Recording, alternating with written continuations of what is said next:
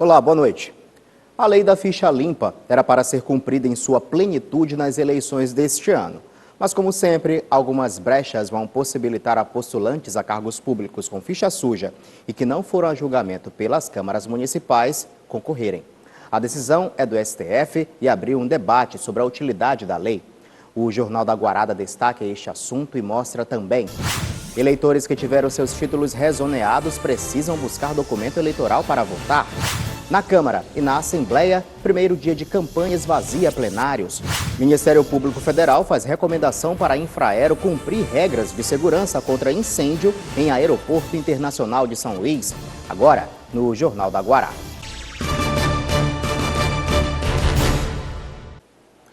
Muitos foram os avanços ao longo dos últimos anos no que diz respeito à moralização do processo eleitoral, da limpeza ética proposta. Um desses avanços é a lei da ficha limpa, de longe, na verdade, o maior avanço nesse setor. Só que o STF decidiu na semana passada que os políticos que se tornaram inelegíveis pela ficha limpa podem concorrer se não tiverem sido julgados pelas câmaras municipais responsáveis por esse julgamento. A decisão foi como um balde de água fria nessa pretensa moralidade. Foi uma votação complicada, com um placar muito apertado. Mas a decisão do Supremo Tribunal Federal tirou dos tribunais de contas dos estados a prerrogativa de julgar as contas dos prefeitos e gestores municipais. A medida, segundo a Associação dos Conselheiros dos Tribunais de Contas, beneficia mais de 80% dos políticos que são inelegíveis, mas que pretendem concorrer a uma vaga nas eleições deste ano. Olha, esse início está sendo bem dolorido para a gente, sabe? Esvazia muito a competência do Tribunal de Contas em julgar as contas do prefeito quando ele é gestor. Antes, o nosso julgamento valia para a lei da ficha limpa, tornando ele inelegível. Agora não, com essa decisão, o STF esvazia essa competência do Tribunal de Contas, fazendo com que a Câmara seja, sim, agora o órgão julgador das contas, tanto de governo como de gestão dos prefeitos ordenadores de despesa. A decisão do Supremo atinge em cheio a lei da ficha limpa, onde um postulante a cargo público tem que estar livre de pendências com a Justiça. Se ele for um gestor ou ex-gestor que teve suas contas reprovadas, pela lei, não pode sequer entrar na corrida eleitoral. Ontem, o TCE encaminhou para o Tribunal Regional Eleitoral do Maranhão a lista de quem está com as contas desaprovadas no órgão. Entre os nomes estão postulantes ao cargo de prefeito no Maranhão, como Hildon Marques, em Imperatriz, e Magno Bacelar, em Chapadinha. A lista conta também com nomes que não entraram na disputa eleitoral por justamente temer a justiça. Caso de Paulo Marinho, em Caxias, e Biaroso, em Paço do Lumiar. Até secretários estão na lista, como Canidé Barros, da Secretaria Municipal de Trânsito e Transporte de São Luís. Segundo o advogado Marlon Reis, um dos autores da lei, a nova norma vai contra interesses populares.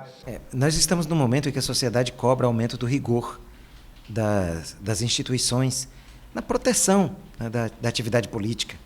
As pessoas querem pessoas honradas nos cargos e cobram isso. Nós temos visto quanto o brasileiro, que antes era visto como inconformado, como hoje ele mudou a sua postura em relação a esse tema.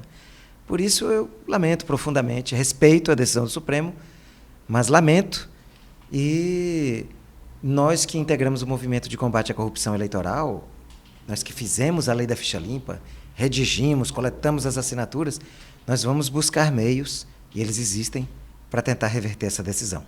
A decisão dos ministros do Supremo Tribunal Federal é que os vereadores julguem as contas dos prefeitos. Aí vem a pergunta: como é que seres políticos podem julgar com certa lisura as contas de um outro ser político? Peguemos como exemplo a cidade de São Luís, onde o atual prefeito tem a maioria dos vereadores na sua base aliada. Isso se repete por todo o país. Será que os vereadores teriam coragem de condenar as contas desse gestor? A causa não está totalmente perdida. Um dos pensamentos que a gente tem é trabalhar mais com o controle concomitante e a abertura de tomadas de contas especiais daqueles prefeitos. Sendo assim, nós seríamos o órgão julgador e não passaria pela Câmara Municipal. As entidades contrárias já se preparam para tentar reverter o que decidiu o STF. Existe a possibilidade, que ainda não está definida, mas é possível o uso de uma ação chamada Ação Declaratória de Constitucionalidade, em que nós podemos cobrar do Supremo Tribunal Federal que, de uma vez por todas, diga se esse dispositivo em particular da lei da ficha limpa é ou não constitucional, já que essa decisão não foi tomada ainda. Pois é, né? Ainda sobre a eleição, todos nós eleitores precisamos ter muita atenção com os títulos eleitorais, porque houve aqui em São Luís o rezoneamento eleitoral este ano e novos títulos foram emitidos por conta da troca dos locais de votação. Preste atenção. O Maranhão, segundo o Tribunal Superior Eleitoral, possui 4.611.247 eleitores. E na capital, esse número é de 659.779 eleitores. Dos 217 municípios maranhenses, 44 já estão com a biometria implantada, 133 sem biometria e 40 de forma híbrida. Até a última atualização do site do TSE, existem 9 candidatos a prefeito e 9 a vice-prefeito. O grau de escolaridade dos eleitores ludovicenses é de 42,72% com ensino médio completo, 13,44% com ensino médio incompleto, 13,16% com o superior completo e ainda aparecem eleitores analfabetos na ilha, sendo 1,08% nessa condição. Mas uma informação é importante para estas eleições. Ano passado, a Justiça precisou fazer o rezoneamento eleitoral. Eleitores da primeira, segunda, terceira, 10ª, 76ª, 88ª, 89ª e 90ª tiveram seus títulos rezoneados. A Justiça Eleitoral precisou fazer esse rezoneamento porque observou que algumas zonas tinham muitos eleitores, enquanto outras apresentaram queda. Mas é importante destacar que essa mudança não altera o local de votação do eleitor. O chefe de cartório da 10ª Zona explica que o eleitorado desses locais de votação terá que receber um novo título com informação da sua nova sessão de votação. Esses novos títulos já estão sendo entregues. Para se certificar da mudança, basta entrar no site e clicar no banner de rezoneamento.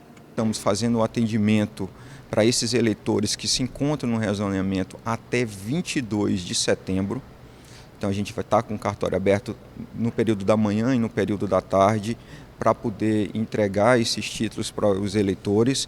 Ele explica ainda que mesmo sem o título em mãos, vai ser possível votar. Os cartórios eleitorais, os chefes de cartório já estão com a preocupação de, no dia da votação, informar para o eleitor a sessão anterior dele, na zona, lá no local de votação. Então ele vai ter tanto a informação da sessão anterior quanto da sessão atual, para que ele não tenha complicação na hora do exercício do voto. Vamos ver agora a agenda dos candidatos para esta quarta-feira. Cláudia Durães, do PSTU, participa de debate organizado pela CNBB. Edivaldo Holanda Júnior, do PDT, pela manhã faz gravações de campanha e à tarde uma caminhada no bairro do Monte Castelo. Eduardo Braide, do PMN, realiza uma caminhada na Coab pela manhã. À tarde, se reúne com a coordenação de campanha e à noite participa de debate organizado pela CNBB. Elisiane Gama, do PPS, participa à tarde de uma caminhada no bairro da Cidade Olímpica e à noite de um debate organizado pela CNBB. Fábio Câmara participa à tarde de reunião com lideranças das comunidades rurais e à noite participa de debate organizado pela CNBB. Valdemir Barros, do PSOL, pela manhã se reúne com a coordenação de campanha e à noite participa de debate organizado pela CNBB. Wellington do Curso, do PP, pela manhã participa de sabatina em um jornal da capital.